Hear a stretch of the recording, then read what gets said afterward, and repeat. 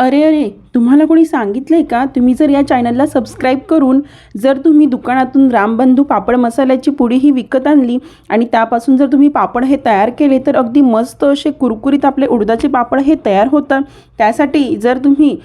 उडदाचे पीठ घेतले आणि मस्त रामबंधू पापड मसाला त्यामध्ये घालून जर तुम्ही पीठ हे छान मळून घेतले आणि रात्रभर जर तुम्ही असंच हे ठेवलं, त्यानंतर सकाळी जर तुम्ही ठेवलेलं पीठ हे जर मिक्सरमध्ये फिरवून घेतलं आणि त्याला मस्त असं नरम करून जर तुम्ही घेतलं आणि त्याचे मस्त असे छोटे छोटे गोळे जर तुम्ही तयार करून घेतले आणि मस्त पोळपाट आणि लाटणं घेऊन त्यावर जर पण हा जर लाटून घेतला आणि त्याला आपण ऊन सावलीमध्ये जर थोडं थोडं सुकवून घेतलं तर मस्त असे आपले हे उडदाचे पापड हे तयार होतात। तर चला चॅनलला मग सबस्क्राईब करा।